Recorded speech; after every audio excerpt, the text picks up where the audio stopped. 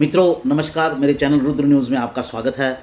आज का हमारा मुद्दा रहेगा वेस्ट बंगाल के पंचायत चुनाव, उससे उभरने वाले सवाल और उन सवालों का विश्लेषण। और सबसे बड़ा मुद्दा ये रहेगा कि जिस तरह से टीएमसी ने वहाँ चुनाव जीता है, जो काफ़ी बड़ी संख्या में चुनाव जीता है, इसमें कोई दो राय नहीं है। लेकिन अगर टीएमसी वहाँ इतनी ही पॉपुलर है तो उसे हर चुनाव में हिंसा करवाने की ज़रूरत क्यों पड़ती है? हर बार हाई कोर्ट से उसे डांट क्यों लगती है? हर बार सुप्रीम कोर्ट से उसे डांट क्यों लगती है?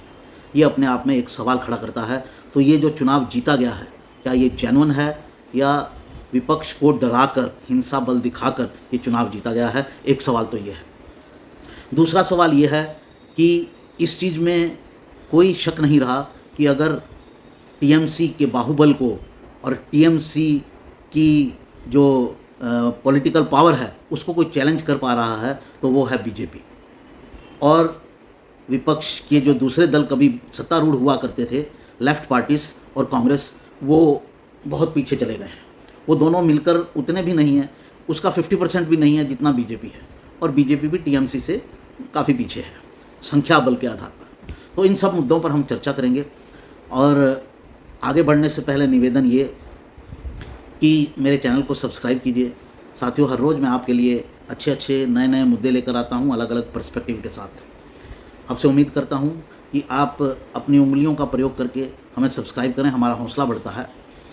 नोटिफिकेशन की बेल भी ज़रूर दबाएं, उससे आपके पास मैसेज जाता है। इस वीडियो को भी लाइक करें, शेयर करें और इस वीडियो को अंत तक देखें, क्योंकि जो भी मैंने मुद्दे उठाए हैं उनका निचोड़ मैं आपको अंत में दूंगा। तो सबसे पहला मुद्दा ये कि क्या टीएमसी इतनी पॉपुलर है जितनी उसकी सीटें दिखा रही हैं पंचायत चुनाव में? वेस्ट बंगाल में जब भी चुनाव होता है वहाँ हिंसा होती है, और हिंसा को लेकर जो वेस्ट बंगाल का हाई कोर्ट है, कलकत्ता हाई कोर्ट, वो हर बार सरकार को डांट पिलाता है। और फिर जो सरकार है वो सुप्रीम कोर्ट जाती है और सुप्रीम कोर्ट से भी डांट खाकर आती है। लेकिन सरकार इतनी बेशर्म है कि उसको इसका कोई फ़र्क नहीं पड़ता है। हाई कोर्ट हर बार ज़्यादातर कोशिश करती है कि वहाँ सेंट्रल फोर्सेस को लाया जाए। अब पंचायत के चुनाव तो स्टेट के अंडर होते हैं, तो स्टेट की मर्जी चलती है। लेकिन हाई कोर्ट हर बार उनको कहता है कि सेंटर के वो लाइए, आप पर हमें विश्वास नहीं है। सेंटर के आते हैं तो वो भी स्टेट गवर्नमेंट के अंडर होते हैं।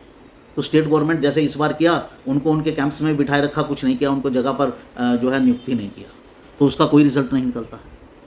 तो कुल जमा ये कि ममता की सरकार जो है उसने हिंसा के बल पर, देखिए वेस्ट बंगाल की ये हिस्ट्री हो गई है। जब लेफ़्ट की सरकार थी तो वो हिंसा के बल पर चुनाव जीतती थी, और दूसरी एक टर्म होती थी साइंटिफिक रिगिंग, साइंटिफिक तरीके से रिगिंग की जाती थी। उसका अब वो चला गया टर्म, तो ठीक है, उसको एक्सप्लेन करेंगे फिर कभी। ममता ने भी जो है इसी तरीके को अपनाया। वो हिंसक के आगे, वो शेर के आगे सवा शेर हो गई। सवा शेर हो गई तो उसने हिंसा अपनाकर वेस्ट बंगाल में पावर पर कब्जा कर लिया।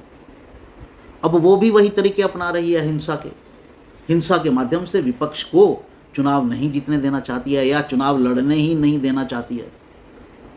50-100 लोग मर जाना आम बात है, वहाँ कोई बात नहीं है। जब पूरे देश में इतने शांतिपूर्वक तरीके से चुनाव होता है, और जो हिंसक राज्य होते थे चुनावों के लिए बदनाम, यहाँ तो हिंसा होनी ही है, वेस्ट बंगाल और बिहार और उत्तर प्रदेश वगैरह, वहाँ पर भी हिंसा थम गई है, लेकिन वेस्ट बंगाल में थमने का नाम नहीं ले रही है। तो इन चुनावों को वैसा ना समझा जाए जैसा रिजल्ट शो कर रहे हैं। टीएमसी की इतनी शक्ति होती, अगर वो बिना हिंसा, अगर वो इतनी पॉपुलर होती तो हिंसा की ज़रूरत क्या थी भाई? लोगों को, अपने विपक्षी दलों के लोगों को मरवाने की ज़रूरत क्या है? हिंसा पैदा करने की ज़रूरत क्या है? और अगर आप कहते हैं कि हिंसा हम नहीं कर रहे हैं, विपक्ष वाले कर रहे हैं, तो आपका एडमिनिस्ट्रेशन क्या कर रहा है? तो आपको सरकार चलाना ही नहीं आता है। अगर आप हिंसा नहीं रोक सकते हैं तो आपको सरकार नहीं चलानी चाहिए। लोग मर रहे हैं और आप अपना चुप करके बैठे हैं, या आप सरकार चलाना नहीं जानते हैं, या हिंसा और जो मौतें हैं वो आपके द्वारा पोषित हैं। बहुत साफ है। एक मुद्दा तो ये हुआ। तो ममता की सरकार को उतना पॉपुलर ना समझा जाए जितना चुनाव के रिजल्ट दिखा रहे हैं, नंबर 1। नंबर 2, वहाँ ये तय हो गया, अगर मोटा मोटा देखा जाए तो अगर 2/3 सीटें जो हैं वो ममता ने जीती है। मैं एक अंदाज़ा लगा रहा हूँ, क्योंकि रिज़ल्ट अभी भी आ रहे हैं। जब हम लोग ये कर रहे हैं तो रिज़ल्ट अभी भी आ रहे हैं। तो अगर ममता की पार्टी ने मोटे तौर पर 65% सीटें जीती हैं, तो 25% सीटें जो हैं वो बीजेपी ने भी जीती हैं, और 10% सीटें जो हैं वो कांग्रेस और कम्युनिस्टों ने जीती हैं। ये मैं एक रफ आइडिया दे रहा हूँ क्योंकि रिजल्ट अभी भी आ रहे हैं। तो उससे ये साफ है कि ममता को अगर कोई चुनौती दे पा रहा है तो वो बीजेपी दे पा रही है। पिछले विधानसभा में भी ये क्लियर हुआ और पिछले लोकसभा में भी ये क्लियर हुआ। और इस बार बीजेपी को भी पंचायत चुनाव में अच्छी खासी सीटें मिली हैं। ममता के मुकाबले तो नहीं मिली हैं और ममता का मुकाबला भी नहीं है, लेकिन सेकंड नंबर पर अच्छी सीटों के साथ है। और इससे तय है कि जो कोई चैलेंज कर पा रहा है ममता को वो बीजेपी है। ना तो लेफ्ट कर पा रहा है चैलेंज और ना कांग्रेस। और कांग्रेस की हालत तो चौथे नंबर पर है। तो जाने क्यों ममता जो है वो कांग्रेस के पीछे पड़ी है कि मुझे सपोर्ट करो, मुझे सपोर्ट करो। सपोर्ट की ज़रूरत लगती तो नहीं है अगर ममता इतनी पॉपुलर है तो, जैसा कि चुनावों के ज़रिए दिखाने की कोशिश हो रही है। तो ये बात जो है वो बिल्कुल साफ है। एक बात मैं और कहना चाहूँगा कि लेफ़्ट जो है वो धीरे धीरे हिंदुस्तान की भूमि से समाप्त होता जा रहा है। पहले 3 राज्यों में होता था, त्रिपुरा, वेस्ट बंगाल और केरल में। अब त्रिपुरा में भी लगातार 2 बार मात खा चुका है। वेस्ट बंगाल में तो लगभग ख़त्म हो गया है। किसी भी चुनाव में अब उसको सीटें आती हुई नहीं दिख रही हैं लगभग समाप्ति की ओर है। अब बचा है सिर्फ केरल में। तो अब 2 जगह बचा है, एक केरल में और एक जेएनयू में, और जो बौद्धिक वर्ग है उनमें। तो बौद्धिक वर्ग में भी उनको चैलेंज मिल रहा है, जेएनयू में भी चैलेंज मिल रहा है, और केरल में चैलेंज दिए जाने की ज़रूरत है। वहाँ कोई थर्ड फोर्स जैसे बीजेपी है वो खड़ी हो नहीं पा रही है अभी, उसको अभी समय लग रहा है।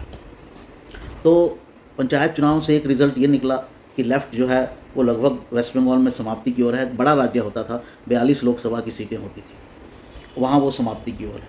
चौथा आकलन ये है कि कांग्रेस तो लेफ़्ट से भी नीचे चली गई है, बिल्कुल नाम मात्र की रह गई है। तो एक और ऐसा राज्य है जहाँ कांग्रेस जो है वो समाप्ति की ओर बढ़ चली है, वो है वेस्ट बंगाल। तो ये एक और बात हो गई। दोनों अगर लेफ़्ट और कांग्रेस मिलकर भी अगला लोकसभा का चुनाव वेस्ट बंगाल में लड़ते हैं तो वो कुछ नहीं कर पाएंगे। मुकाबला सीधा सीधा टीएमसी और बीजेपी के बीच में होगा। एक ये इसका आंकलन निकला है। तो कुल जमा जो 4-5 आंकलन निकले हैं कि टीएमसी जीती जरूर है वहाँ पर पंचायत चुनाव में, लेकिन इतनी पावरफुल है नहीं, क्योंकि हिंसा का सहारा अगर पावरफुल होती तो लेती नहीं, नंबर 1। नंबर 2, मेन चैलेंजर जो है वो बीजेपी है। नंबर 3, लेफ़्ट वहाँ से ख़त्म है। नंबर 4, कांग्रेस भी समाप्ति की ओर है वहाँ पर। नंबर 5, लेफ़्ट और कांग्रेस मिलकर भी वहाँ कुछ नहीं कर सकते। और नंबर जो छठा है वो ये है कि ये बात समझ से परे है कि ममता बनर्जी कांग्रेस के पीछे क्यों पड़ी है कि मुझे वेस्ट बंगाल में सपोर्ट करो। थोड़े से वोट ही बचे हैं उसके पास, तो ज़्यादा वोट ही नहीं बचे हैं, लेकिन ममता चाहती हैं कि कांग्रेस उसको सपोर्ट करे वेस्ट बंगाल में, ताकि जो बीजेपी का खतरा है वो उसको बिल्कुल समाप्त कर सके। ये ममता की मंशा लगती है वेस्ट बंगाल के अंदर। तो साथियों, ये था मेरा वेस्ट बंगाल का जो चुनाव हुए हैं उनका आंकलन, जो दिखने में कुछ और हैं, लेकिन जो आगे की तस्वीर है उसके पीछे का जो घटनाक्रम है वो कुछ और कहानी बयान कर रहा है। उस कहानी को मैंने आपको बताया। तो साथियों, मेरे चैनल को सब्सक्राइब कीजिएगा। नमस्कार। एक और वीडियो के साथ मिलता हूँ। बड़ा इंपॉर्टेंट वीडियो है, उसमें आपको बताता हूँ कि कैसे सोनिया गांधी जी अब मैदान में कूद पड़ी हैं मोदी के खिलाफ, जो लंबे समय से चुप करके बैठी थी। नमस्कार।